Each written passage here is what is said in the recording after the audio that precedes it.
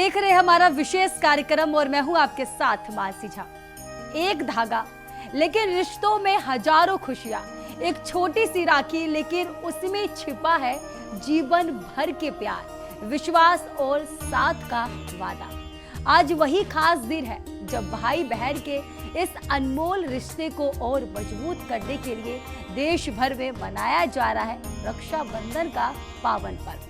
आज सुबह से ही घर घर में उत्साह का माहौल देखा जा रहा है। बहनें अपने भाइयों की कलाई सजाने के लिए खूबसूरत राखियां लेकर तैयार है।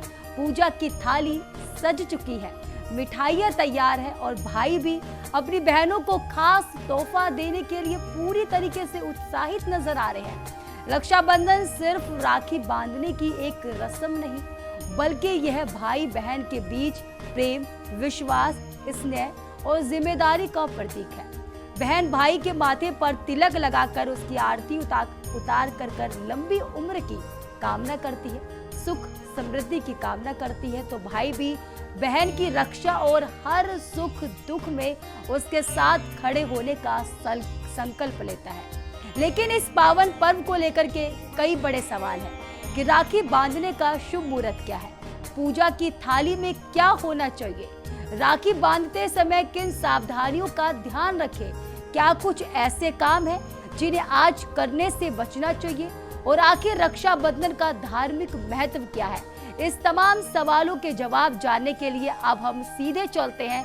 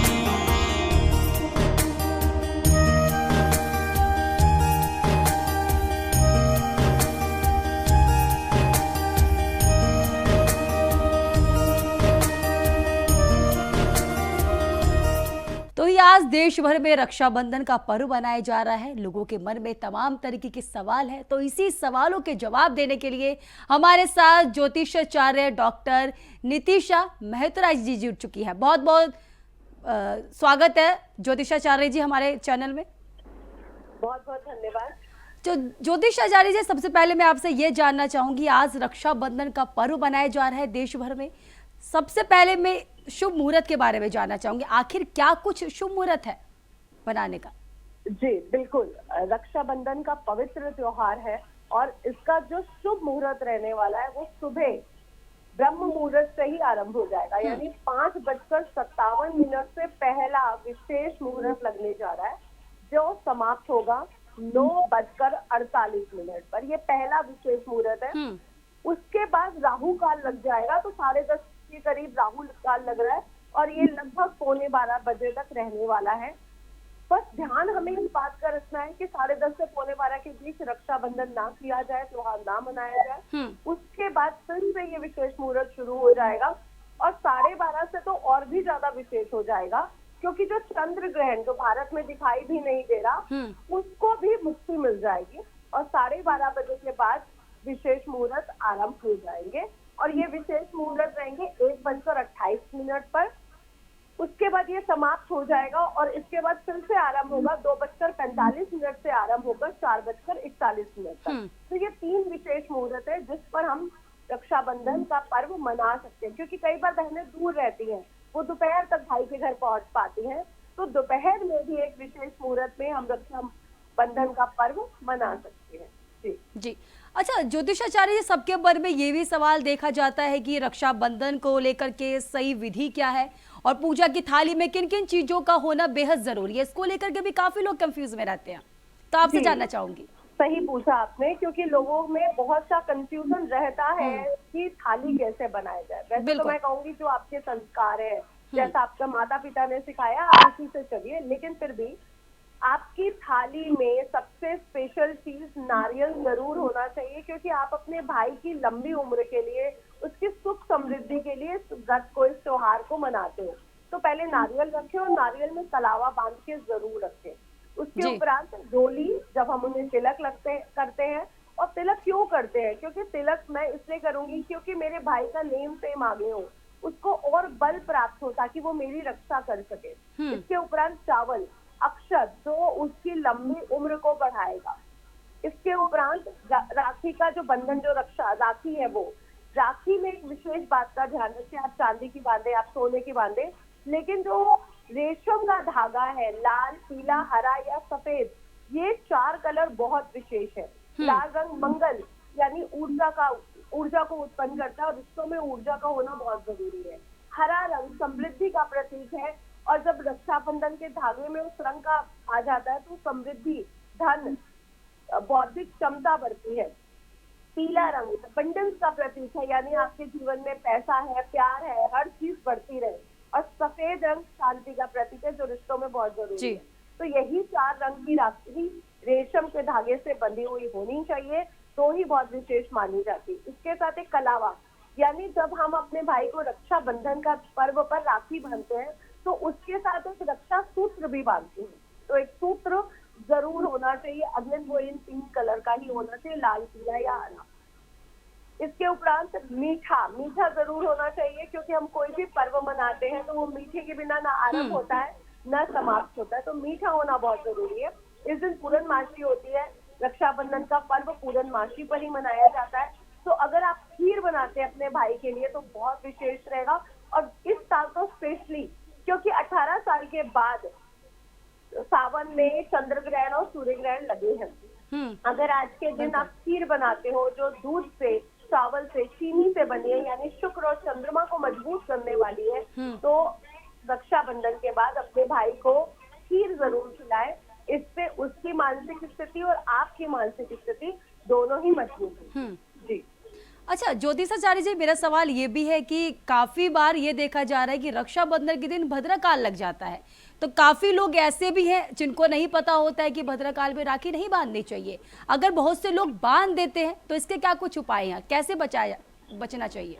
देखिए, भद्रा है तो सूर्य की पुत्री ही, जैसे यम है, शनि देव है, यमुना है, वैसे वो सूर्य की पुत्री है। लेकिन जब उनकी उत्पत्ति हुई तो देवताओं ने कहा कि आपको शुभ कार्य करने हैं, लेकिन धीरे धीरे उनके कार्य अशुभ होते चले गए, इसलिए उनको भद्रा को त्योहार पे मानना बिल्कुल भी नहीं देखा जाता। कि अगर क्योंकि स्पेशली रक्षाबंधन पर हमें भद्रा जरूर मिलती है पृथ्वी लोक पर, इसलिए उस समय शुभ कार्य वर्जित रहते हैं।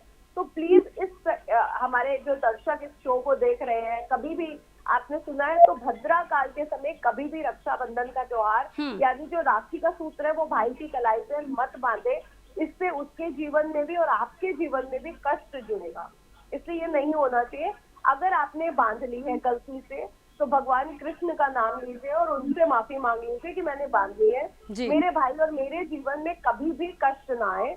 ऐसा करके आप भद्रा काल की अगर राखी गलती से बांध चुके हैं तो उससे मुक्ति प्राप्त कर सकते हैं। दूसरा, गंगा जल लेके दोनों के सिर पे छिड़का जाए और दोनों को कर्णामृत दिया जाए, तो भद्रा काल में बांधी हुई रक्षाबंधन का त्योहार का जो माइनस इम्पैक्ट है वो प्राप्त नहीं होता। और इस बात तो खुशी की बात है कि भद्रा काल हमें मिल ही नहीं रहा रक्षाबंधन वाले दिन, क्योंकि एक रात पहले ही वो समय जो भद्रा काल का समय वो समाप्त हो जाएगा।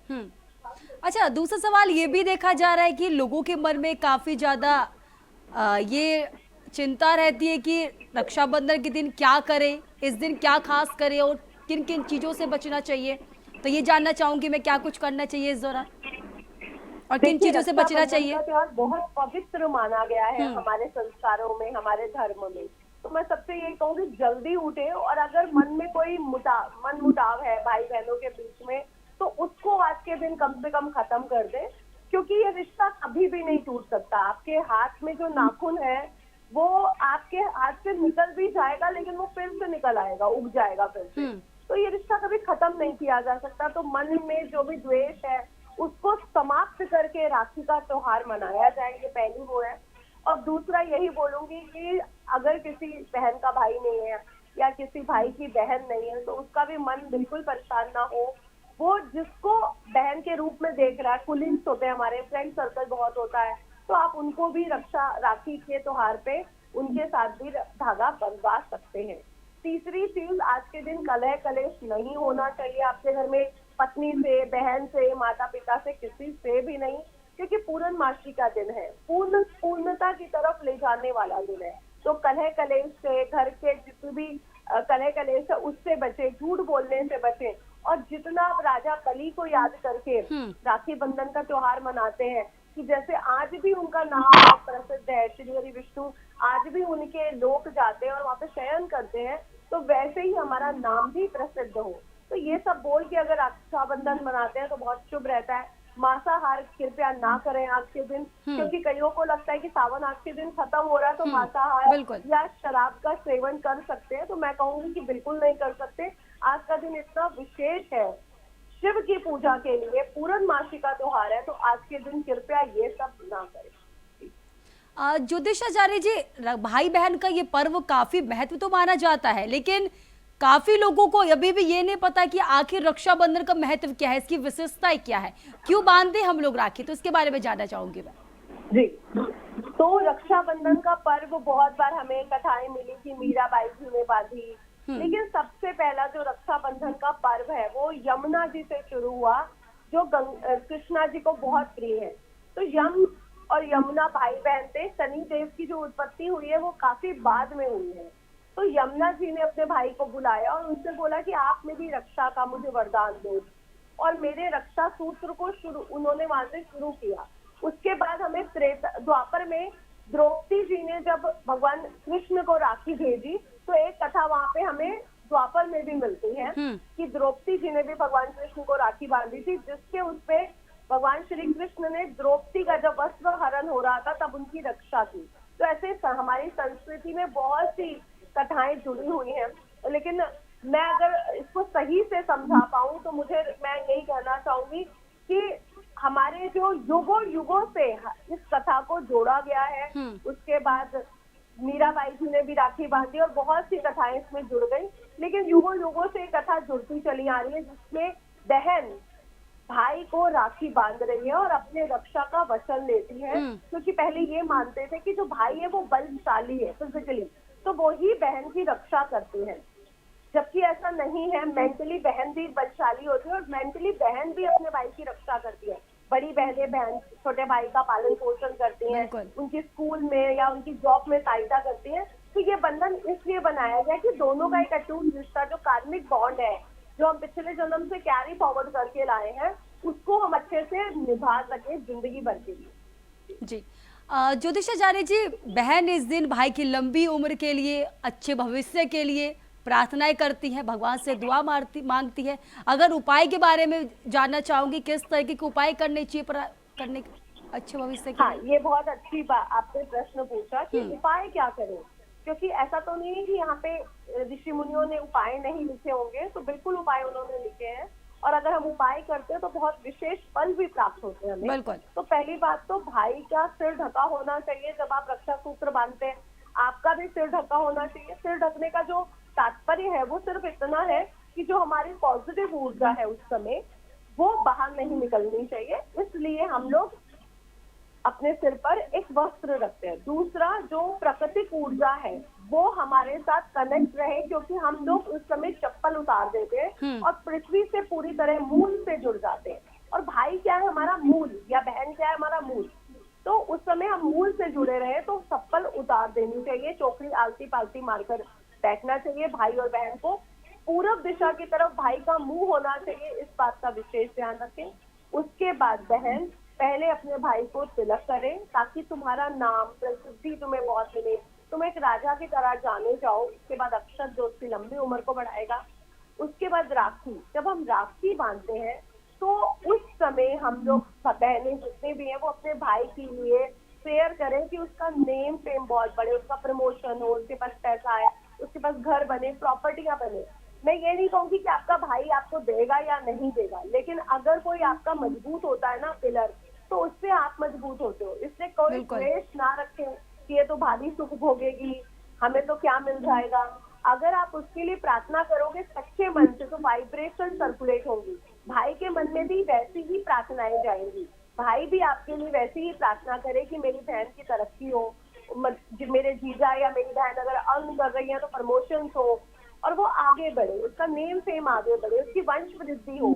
ऐसी ही प्रार्थना दोनों भाई बहनों को करनी चाहिए। और साथ में नारियल भाई की झोली में जरूर रखना चाहिए। जब हम झोली में नारियल रखते हैं तो हम ये दिखाते हैं कि मेरा भाई सुख समृद्धि से भरा हुआ हमेशा जिंदगी भर रहे। तो ये एक उपाय के तौर पे ही काम करता है। जब हम उनकी झोली में नारियल रखते हैं, आप जो मीठा लेके गए हो, जो गिफ्ट लेके गए हो, वो जरूर रखो, लेकिन नारियल रखना बहुत जरूरी है।